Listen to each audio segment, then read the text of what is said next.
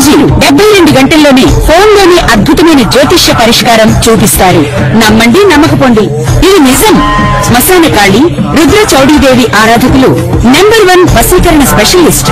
గురూజీ మనిషి పుట్టుక నుండి చనిపోయే వరకు వచ్చే అన్ని క్లిష్టమైన సమస్యలకు పరిష్కారం ఇక్కడ లభిస్తుంది. విద్య, ఉద్యోగం, వ్యవహారం, స్త్రీ ప్రేమ, పెళ్లి, సంతానం, స్త్రీ పురుష వశీకరణం, భూవశం, భార్యాభర్తల కలహాలు, కోర్టు సమస్యలు, విడాకుల సమస్యలు, చేతబడి, అప్పుల బాధ, ఇంకా మీకు ఎలాంటి సమస్యలు ఉన్నా 72 గంటల్లోనే శాశ్వత పరిష్కారం చేయబడింది. అరుణాం కరుణాతరంగితాక్షిం ధృతపాశాం కుశపుష్పబాణహస్తాం అణిమాదిభిరావృతాం మయూకైః అహమిచ్చే విభావయే భవానీ. అరుణాం కరుణాతరంగితాక్షిం ధృతపాశాం కుశపుష్పబాణచాపాం అణిమాదిభిరావృతాం మయూకైః అహమిచ్చే విభావయే భవానీ. ఇదండి శ్రీమాత్రే నమః. అమ్మవారి యొక్క తత్వం ఎంత అసలు సూర్యబింబాలు కొన్ని కోట్ల సూర్యుడులు ఆమె యొక్క తేజస్సు, ఆమె ముక్కు పడుకుంటుంది కదా, నాసాభరణ భాసుర, కరాంగుళిన కోత్పన్న నారాయణ దశాకృతి అంటాం. తారాకాంతి తిరస్కారి నాసాభరణ భాసుర అంటే ఆమె ముక్కు పుడక నుంచి వచ్చేటటువంటి ఆ యొక్క వెలుగు కోటి సూర్యులు. కోటి అంటే ఒక కోటి అని కాదు, మళ్ళీ కోటాను కోట్ల కోట్ల కోట్ల సూర్యుల తేజస్సు వెలవెలబోద్దట ఆ ముక్కు పుడక నుంచి వచ్చే వెలుగు ముందు. అటువంటి జగన్మాతకు నమస్కారం. వసుదేవసుతం దేవం కంసచాణూరమర్దనం దేవకీ పరమానందం కృష్ణం వందే జగద్గురుం. ఓం శ్రీ రాధాకృష్ణాభ్యాం నమ. ఓం శ్రీ దుర్గామల్లీశ్వరాభ్యాం నమ. మనందరికీ కూడా జీవితంలో బాగుపడాలి అంటే గురు మహాదశ రావాలి అని వెయిట్ చేస్తూ ఉంటాం, లేదా శుక్ర మహాదశ రావాలి అని వెయిట్ చేస్తుంటాం. ఈ 2 దశల్లో ఏ దశ మంచిది అంటే గురు మహాదశే మంచిది. ఎందువల్లంటే శుక్రుడు నీకు పిల్లల్ని ఇస్తాడు, కార్లు ఇస్తాడు, బంగళాలు ఇస్తాడు, అన్నీ ఇస్తాడు. కానీ ఆయన భూలోకం చుట్టే తిప్పుతాడు నిన్ను. ఇక మోక్షం రానివ్వకుండా ఇక్కడే బంధించేస్తాడు. ఆయన స్పెషల్గా ఆయన శరణ వేడి, ఆయన కూడా గురువే కాబట్టి ఆయన ప్రాధేయపడితే అప్పుడు శుక్రుడు ఏమైనా వదిలితే 1 కోటి మందిలో ఒకటికి మోక్షం దారి చూపిస్తాడు. ఎందుకంటే ఆయన భూలోక సుఖాలకు అధిపతి ఆయన. మరి అటువంటి శుక్రాచార్యుడికే శిష్యుడైనటువంటి మన బృహస్పతి గురుగ్రహం కనుక అనుగ్రహం ఉంటే ఏమంటామంటే బుద్ధిలో బృహస్పతిలా ఉండాలి అంటాం. మన జీవితాలు మారిపోతాయి. చాలామంది చూడండి మంచోళ్ళతో స్నేహం చేయరు, చెడ్డోళ్ళతో స్నేహాలు చేస్తారు. ఎందువలన అంటే వాళ్ళ గురువు వీక్ అయిపోయినప్పుడు అంతే అనమాట. మంచోళ్ళకి పండితుల విలువ పండితులకే తెలియాలి. అలాగా ఒక బిల్డింగ్ కట్టినటువంటి తాపీమేస్త్రి ఇంకొక తాపీమేస్త్రే అర్థం చేసుకోగలుగుతాడు. ఒక పండితుడిని ఇంకొక పండితుడు అబ్బా బాగా చెప్తారా. మాకు భట్టిప్రోలు విజయలక్ష్మి గారిని ఉన్నారు పాపం. ఆవిడ నన్ను చూసి ధర్మ సందేహాలు బ్రహ్మాండంగా చెప్తారు. డబల్ పోస్ట్ గ్రాడ్యుయేట్, పిహెచ్డి చేశారు. నన్ను చూసి ముల్లపూడి వారా మీరు అని అడిగింది. అవునమ్మా అన్నాను. గొప్ప పండితులు అంది. లేదమ్మా నేను మీ అందరి శిష్యుడిని, నాకు గురువుగా ఉండడం ఇష్టం లేదు, శిష్యుడిగా ఉండడమే అని. మరి ఆ తల్లి ఎలా చెప్పింది? అందువల్ల మన అందరం ఏంటంటే అండి, ఎప్పుడు కూడా గురువు లాభములో ఉన్నప్పుడు మనకి అడవిలో పడేసిన వాడు బ్రహ్మాండంగా కోటీశ్వరుడు అయిపోతాడు. గురువు కేతువుతో కలిసాడు అనుకోండి, మనకి ముస్లిం అమ్మాయి మనకి భార్యగా రావడానికి అవకాశాలు ఉంటాయి. కొంతమంది వ్యక్తిగత జాతకాలు కూడా ఫేవర్ అవ్వాలి. తర్వాత ఈ యొక్క గురువు రాహుతో కలిస్తే గురుచండాల యోగము అని అంటాం. అంటే అప్పుడు మంచి స్థాయికి వెళ్ళిపోతున్నప్పుడు ఒక చెడ్డ స్నేహితుడు వస్తాడు, ఒక సలహా ఇస్తాడు, ఏదో చెత్త సలహా, అది వింటాము, మనం వెళ్ళి ఇబ్బందుల పాలవుతాం. కాబట్టి ఈ గురుడు ఎప్పుడు కూడా ఎంత పవర్ఫుల్ అంటే అత్రి మహర్షి అనసూయ దంపతులు ఇద్దరూ కూడా తపస్సు చేస్తూ ఏమని అడుగుతారు, అందములో చంద్రుడంత అందం ఉండాలి, బుద్ధిలో బృహస్పతి అంత తెలివి ఉండాలి, అటువంటి కొడుకుని నాకు అని గురుచరిత్రలో మరి వీళ్ళంతా కోరుకోవడం ఉంటుంది. అంటే దేవతల గురువు బృహస్పతి శివుడి యొక్క శివలింగ రూపంలో ఉంటాడనమాట. కాబట్టి అటువంటి గురువు మంచి మంచి స్థానాల్లో మనకు వచ్చినప్పుడు బ్రహ్మాండమైనటువంటి ఫలితాలు మనకిస్తాడు. మనకి యశస్సు, కీర్తి, ధనము, ఇళ్ళు, పెళ్ళాలు, తర్వాత స్థలాలు, ఇక అధికారము. ఎంత గొప్ప అధికారం అంటే రాజ్యాధికారాన్ని కూడా ఇస్తాడు. అటువంటి గురువుని మనం బలం చేసుకుంటూ ఉండాలి రోజు రోజుకి. గురుబలం పెరగాలంటే అని మనకు చాలామంది ఇప్పుడు వీడియోల్లో చెప్తున్నారు. అసలైంది చెప్పరు. పేదవాళ్ళ పట్ల కరుణ కలిగి ఉండాలి. అనాథల పట్ల సేవ చేయాలి. సాధువులకి దానాలు చేయాలి. వాళ్ళకి సేవలు చేసుకోవాలి. వికలాంగులను దయతో చూస్తూ వికలాంగులకి సేవ చేసుకుంటూ ఉండాలి. ఈ విధంగా మహిళల పట్ల ఉదార స్వభావం ఉండాలి. కామ దృష్టితో ఉండకూడదు. కామ దృష్టితో ఉంటే దెబ్బతింటాం. కాబట్టి ఆ గురువు మనకి అక్టోబర్ 18, 2025 సంవత్సరం నుంచి కర్కాటక రాశిలో మహాబలీయంగా మారుతున్నాడు. డిసెంబర్ 5వ తేదీ 2025 సంవత్సరం వరకు చాలా బలంగా మారిపోతాడు. ఆ తర్వాత మళ్ళీ మే 14, 2026 సంవత్సరం తర్వాత విపరీతమైన బలాన్ని పర్మనెంట్గా పెట్టుకుంటాడు, పుంజుకుంటాడు. అప్పుడు ద్వాదశ రాశుల మీద రకరకాల ప్రభావాలు కలుగుతాయి అన్నమాట. ఇప్పుడు కుబేరా సినిమా చూశారు. కుబేరా సినిమాలో చూడండి, లాస్ట్కి వచ్చేసరికి 10,000 కోట్ల రూపాయలు ఈ యొక్క అప్పుడే పుట్టినటువంటి అనాథ పిల్లలకి, ఆ పిల్లాడికి వాడికి ఓనర్గా నేను ఇస్తున్నానని చెప్పేసి హీరో ధనుష్ కుబేరా, ధనవంతులకే ధనవంతుడు కుబేరా అని పేరు పెడుతుంది మన రష్మిక మదన్న. మరి ఇదంతా ఎందుకండి? అడుక్కునే వాళ్ళందరికీ కూడా మనకు అక్కడ దహన సంస్కారాలు చేయిస్తాడు ధనుష్. చూడండి, ఎందుకంటే నెక్స్ట్ జన్మలో కూడా పాపం వాళ్ళని కాల్చకపోతే, దహన సంస్కారం చేయకపోతే మళ్ళీ ముష్టివాళ్ళలాగా పుడతారు. ఆ శవాన్ని అలా అనాథ శవంగా వదిలేస్తే మనం కూడా అడుక్కుని జన్మం ఎత్తేస్తాము అని క్లియర్గా సినిమాలో శేఖర్ కొమ్మల గారు మంచి మెసేజ్ ఇచ్చారు. అది వాస్తవం కూడా. అలాగే అక్రమ సంబంధాలని చెప్పి చాలామంది చంకలు గుద్దుకుంటూ ఉంటారు. మరి అక్రమ సంబంధాలు ఉంటే ఏమవుతుందంటే ఉన్న కాపురం కూడా పోతుందన్నమాట. అది భూలోకంలో జరిగేది. ఓకే. అయితే యహలోకంలో జరిగేది కాకుండా పరలోకంలో ఏమవుతామంటే అక్రమ సంబంధాలు పెట్టుకున్నటువంటి వాళ్ళు వచ్చే జన్మలో ముష్టి వాళ్ళగా, బిచ్చగాళ్ళగా పుడతారన్నమాట. ఇది శాస్త్రం చెప్పేటటువంటి విషయం. గరుడ పురాణం దీనికి తార్కాణం. మరి అది డైజెస్ట్ కాదు మనకి. ఏంటంటే అది ఏమండి వచ్చే జన్మ ఎవరు చూస్తారండి? వచ్చే జన్మ కదా, అప్పుడు చూసుకోవచ్చు. ఈ జన్మలో నాకు ఇప్పుడు ఏమవుతాయంటే మొగుళ్ళు వదిలేసిన వాళ్ళు, మొగుళ్ళు చచ్చిపోయిన వాళ్ళు వీళ్ళు ఉంటారు చూసారా? భార్య చచ్చిపోయిన వాళ్ళు, భార్య వదిలేసిన వాళ్ళు, వీళ్ళకి కొన్ని దోషాలు ఉంటాయండి. ఆ దోషాల వల్లే పాపం వాళ్ళకి సప్తమాధిపతి నేచపట్టిన, సప్తమాధిపతి శత్రువులతో కలిగిన, సప్తమ గ్రహాల్లో శత్రుక్షేత్రంలో సప్తమ స్థానంలో దుష్టగ్రహాలున్న, క్రూర గ్రహాలు వచ్చిన, ఇలా అనేక రకాలైనటువంటి కొన్ని టెక్నికల్గా జ్యోతిష శాస్త్రంలో చెప్పబడ్డాయి. అలాగే సప్తమ స్థానంలోకి వచ్చినటువంటి శని కళత్రపుత్ర శత్రుత్వ కారణాయ నమః అంటారు. ఇవందరూ కూడా పిల్లలు వ్యతిరేకమైపోతారు. తర్వాత ఈ యొక్క భార్య, భర్తలు అందరూ కూడా వ్యతిరేకమైపోతారు. అలాగే ఏలినట్స్ సమయాల్లో కూడా మరి భార్య భర్తల మధ్య కొట్లాట్లు ఇలాంటివన్నీ కూడా జరుగుతాయి. అయితే వీటన్నిటిని కూడా అణిచివేసేది, వీటన్నింటిని కూడా నల్లిఫై చేసి చక్కగా ప్యాసిఫై చేసేటటువంటిది ఈ గురు మహాదశ అన్నమాట.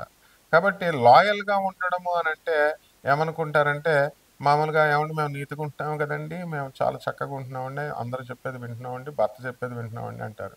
మామూలుగా గురుబలం మీకు ఎందుకు వస్తుంది చెప్పండి? మీరు చిన్నప్పుడు చదువుకున్న స్కూల్ మొహం చూసారా?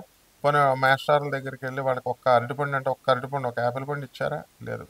పోనీ నేనే గురువు గారిని, ఒక కనీసం నేను కృష్ణాష్టమి రోజున బర్త్డే కృష్ణుడితో పాటు కృష్ణుడికి గ్రీట్ చేస్తారా? నాకు ఎవడన్నా ఒక గ్రీట్ చేస్తాడు అనుకుంటున్నారా? డైలీ కొన్ని వందల ఫోన్లు వస్తాయి.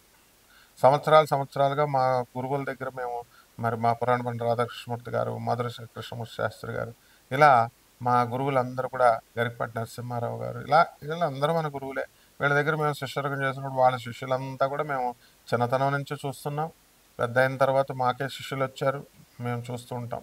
వాళ్ళు తాత్కాలికంగా వాళ్ళ సమస్యలు పరిష్కారం చేసేసుకొని వెళ్ళిపోవడం మీద దృష్టి ఉంటుంది తప్ప, గురుగారు ఈరోజు బర్త్డే కదా మనం విష్ చేద్దాం, ఒక నోటి మాట, అది కూడా ఇంగిత జ్ఞానం ఉండదన్నమాట.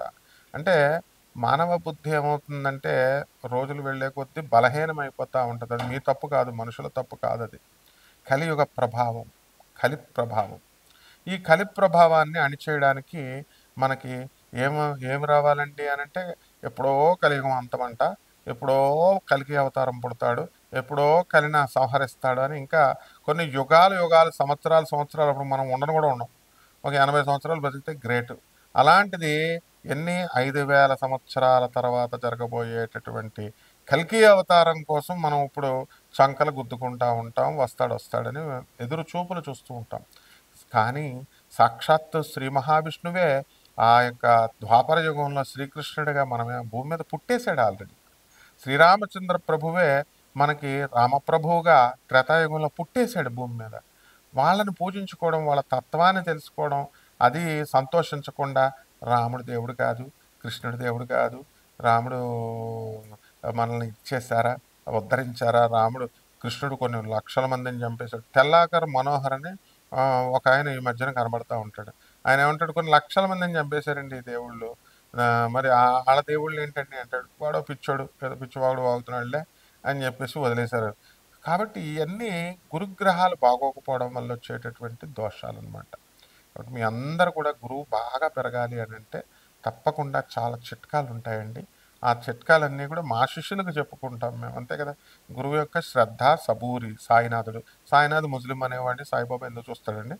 చెయ్యండిరా అంటే ఇళ్ళకెళ్ళి సాయిబాబా భజనలు పెట్టేసుకొని, ఆ భజనలో మీరేమో అమెరికాలో ఎలా ఉంటాయంటే మొత్తం భజన చేస్తున్నాం సాయిబాబా, ఒక వారం మీ ఇంట్లో, ఇక్కడ ఇంకో వారం మీ ఇంట్లో అని అందరూ పెట్టుకుంటారు. పెట్టుకున్న వాళ్ళు పెట్టుకుంటారా భజనలు, వీళ్ళేమో వంటలు తీసుకెళ్తారు, ప్రసాదాలు అందరూ కలిపి వడ్డిస్తారు, బాగుంది. అక్కడ ఒక 10 మంది వస్తారు, ఎవడికి వాడే గురువు కింద స్పీచ్లు ఇచ్చేస్తారు.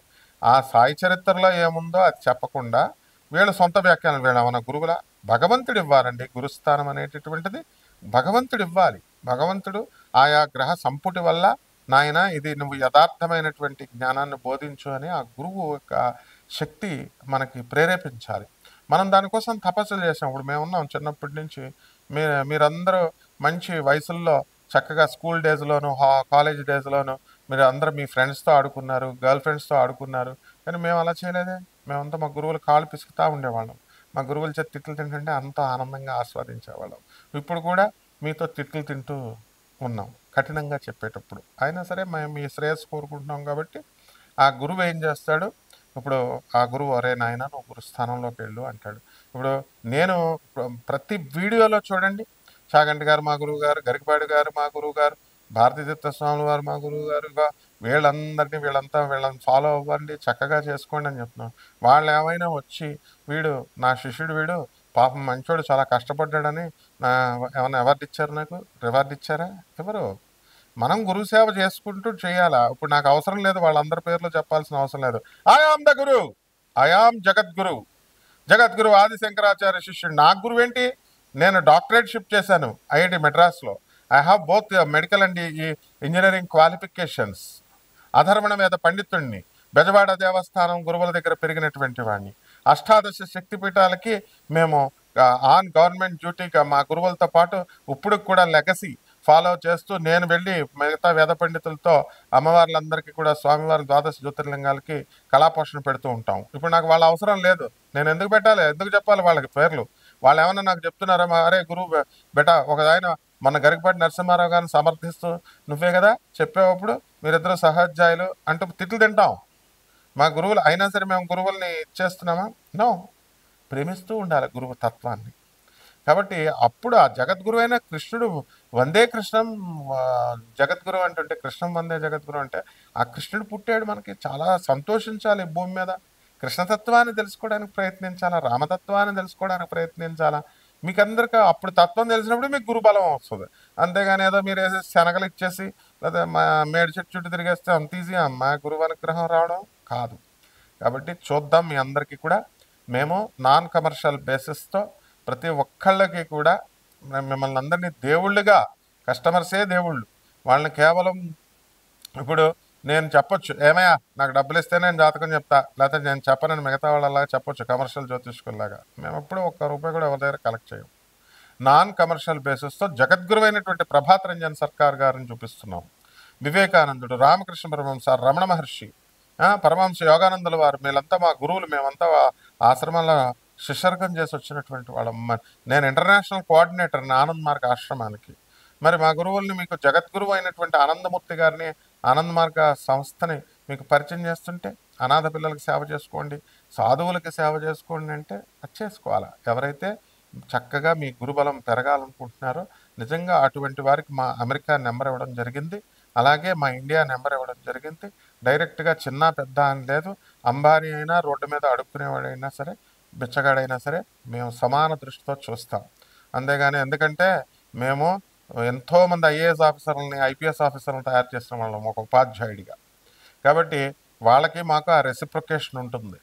అండ్ ఎంతోమంది జగద్గురువుల దగ్గర పెరిగినటువంటి వాళ్ళం. విన్నారా నాయన? ఆదిశంకర్ల ఐడియాలజీని, ప్రభాత్ రంజన్ సర్కారు గారి ఐడియాలజీని. కాబట్టి మీరు కూడా చక్కగా సరైనటువంటి యథార్థ జ్ఞానాన్ని నిష్ఫలాపేక్షతో మేము చెప్తున్నాం కాబట్టి ఉపయోగించుకోండి. ఈ గురుబలం ఎలా 12 రాశుల మీద ఈ అక్టోబర్ మార్పుల వల్ల, గురు మార్పుల వల్ల వివిధ రాశులు 12 రాశులకు ఎలా వస్తుందో ఒక్కొక్క రాశి వారీగా చూద్దాం. మేషరాశి అండి. మేషరాశికి ఏలినాటి శని జరుగుతుంది. First point. ఏలినాటి శని జరిగేటప్పుడు మనసు ఎంతో నీరసంగా ఉండడము, అనుకున్న పనులు అవ్వకపోవడము, ఇలాంటివన్నీ కూడా జరగడానికి ఈ 2 సంవత్సరాలు కూడా ఉంటుందన్నమాట. అయితే మేషరాశి వారికి మనకున్నటువంటి ఈ యొక్క గురుడు కర్కాటక రాశి సంచారం చేస్తున్నప్పుడు పనులు లేటు కావడం అర్ధాష్టమ గురుగ్రహ ప్రభావం వలన. అయితే అప్పులు బ్రహ్మాండంగా వస్తాయి. మీరు ఇచ్చినటువంటి అప్పులు ఇంకా తిరిగి రావు.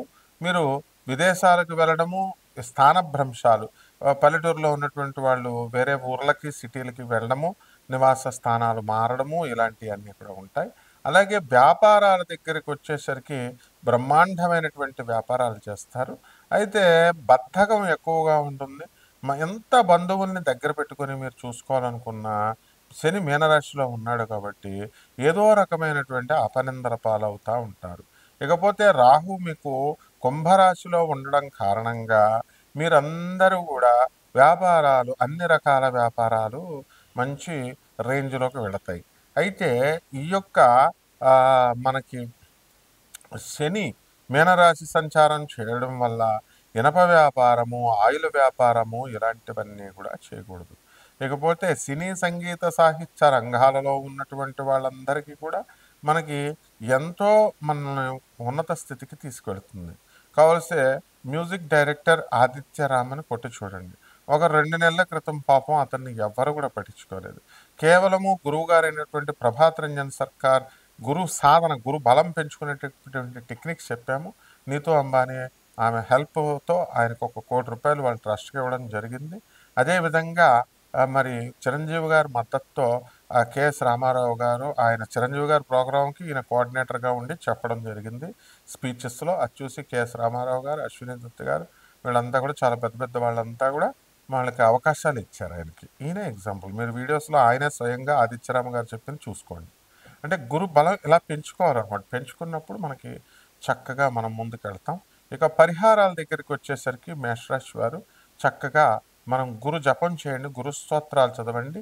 గురువుకి కిలోంపావు శనగల్ని, తర్వాత శనిని కూడా సంపుటీకరణం చేసుకోవాలా.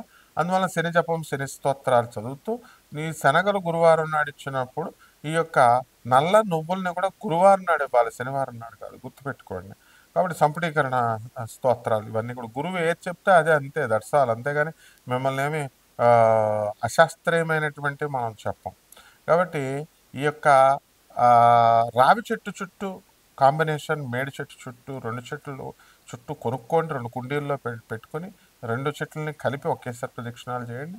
ఇలా 41 రోజు చేసిన తర్వాత 2 చెట్లు రోడ్డు మీద వేసి వాటిని బతికి పెద్ద అయ్యేదాకా నీళ్లు పోస్తూ ఉండండి.